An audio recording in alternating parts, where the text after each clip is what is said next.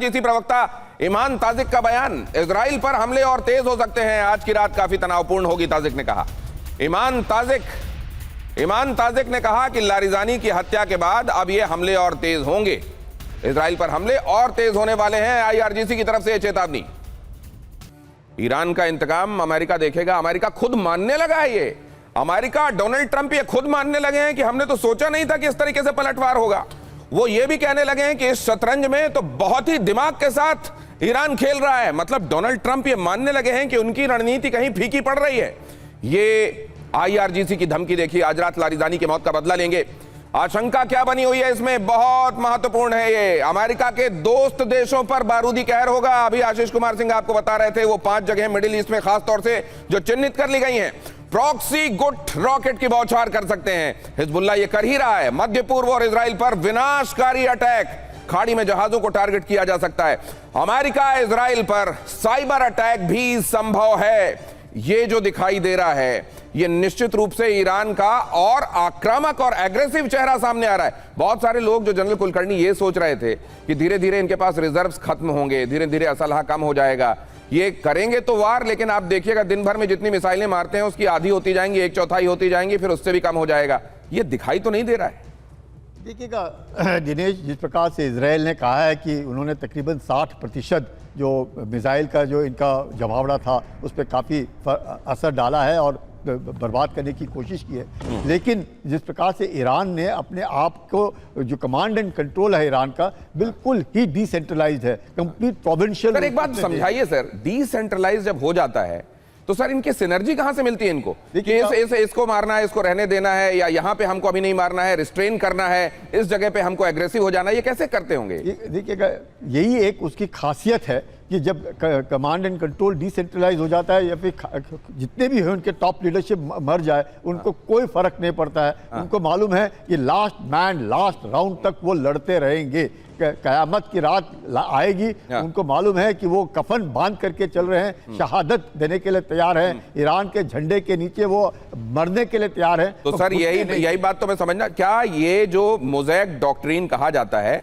कि जितने हिस्से होंगे हर हिस्सा एक अलग मिलिट्री यूनिट बन जाएगा, वो अपने आप में अलग इंडिपेंडेंटली काम करेगा, इसमें फिर हमले क्या छितराकर होते होंगे, सब अपनी अपनी मर्जी से करने लगते हैं, या फिर भी कोई सिनर्जी है जो काम करती है? Kartikeya Kale sir, there is a method to madness. इसमें भी सब जानते हैं कि उन्होंने किसको हमला करना है, कहां पे हमला करना है। आप देख रहे हैं कि रॉकेट्स कहां पर हैं, हिजबुल्लाह के पास हैं। मिसाइल्स और ड्रोन्स किसके पास रखे हैं? ईरान ने अपने पास रखे हुए हैं। मिसाइल ये सर ये मेथड टू मैडनेस आती कहां से? कार्तिकेय काले सर, कौन है जो मेथड लेके आता है अगर मोज़ैक में इंडिपेंडेंट यूनिट्स हैं सबके सब? देखिए, हाँ, मोज़ैक एक ऑपरेशनल प्लान है, तो जब ऑपरेशनल प्लान जब भी कभी इंप्लीमेंट होता है तो उसके अंदर जितनी कंटिजेंसीज हैं वो वर्कआउट की जाती हैं और कंटिजेंसीज उसमें अटैच रहती है। कंटिजेंसी हो सकता है 20 कंटिजेंसी हो, परंतु सारी की सारी कंटिजेंसीज अटैच की जाती हैं और इंस्ट्रक्शंस उसमें पहले से ही रहते हैं कि इस स्टेटस में आप ये कंटिजेंसी को यूज करें। ये तो सर बड़ी इमेकुलेट प्लानिंग हुई। ये तो बहुत इमेकुलेट हुई। इसके हिसाब से अगर देखा जाए तो प्लानिंग ही वो चीज है जो ईरान को यहां पर आगे रख रही है। अमेरिका और इजराइल के इतने दिनों के इतने खतरनाक हमलों को भी झेलने के बाद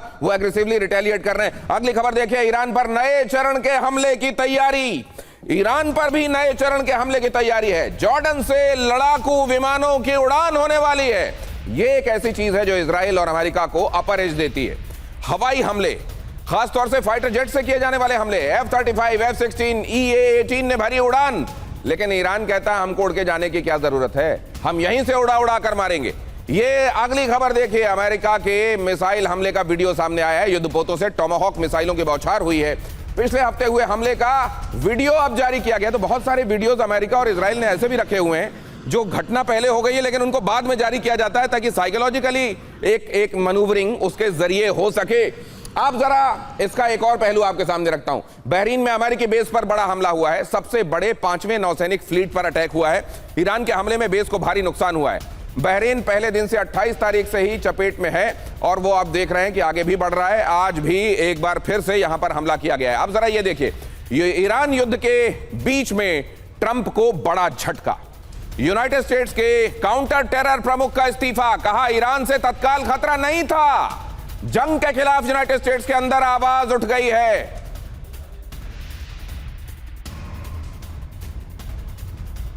और जरा देखिए, अब यहां पर देखिए, ईरान जंग पर ट्रंप का प्रशासन जो है क्या उसमें अंदर फूट पड़ने लगी है? ट्रंप को घर के भीतर से ही चैलेंज मिलने लगा है। उनके अपने सलाहकार, उनके अपने सिपह सलार, उनके अपने दाएं बाएं जो लोग माने जाते रहे, क्या वही अब उनसे पल्ला झाड़ रहे हैं कि पता नहीं कैसे कैसे पागलपन में फैसले ले रहे हैं, हमको इनके साथ काम नहीं करना? ये अंदरूनी कलह दिखाई दे रही है। जरा देखिए ईरान जंग पर ट्रंप प्रशासन में अंदरूनी कलह, बहुत ध्यान से देखिए इन चेहरों को। यह कहा जा रहा था कि न सिर्फ जो केंट कह रहे थे, तुलसी गबार्ड ये बात कह रही थी कि असल में कोई आसन्न संकट नहीं है, इमिनेंट कोई प्रॉब्लम नहीं है ईरान की तरफ से, वो नहीं बना रहा है न्यूक्लियर बॉम्ब। अमेरिका अपनी खुफिया एजेंसियों पर रिलाय करने के बजाय वो करता चला गया जो असल में उनकी तरफ से इनपुट थे ही नहीं।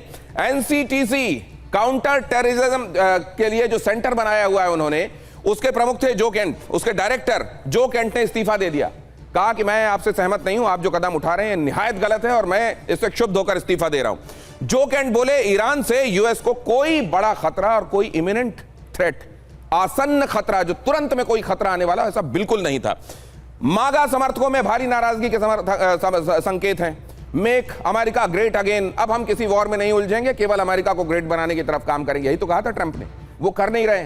तो मागा वाले जो लोग हैं वो कह रहे हैं मागा मागा करके कर क्या रहे हैं? अब देखिए जरा, मशहूर पत्रकार टकर कार्लसन ट्रंप के विरोध में उतर गए, वो भी खासे नाराज हैं। वो टकर कार्लसन ने कहा ईरान पर हमला पूरी तरह से घृणास्पद है, ये हमला ठीक नहीं, सिर्फ इतना नहीं घृणास्पद है। वोटरों ने ट्रंप को अमेरिका फर्स्ट और शांति के लिए वोट दिया था, कार्लसन ने कहा, यह करने के लिए नहीं दिया था वोट जो वो कर रहे हैं। ईरान पर हमला करके ट्रंप ने वोटरों के साथ विश्वासघात किया है।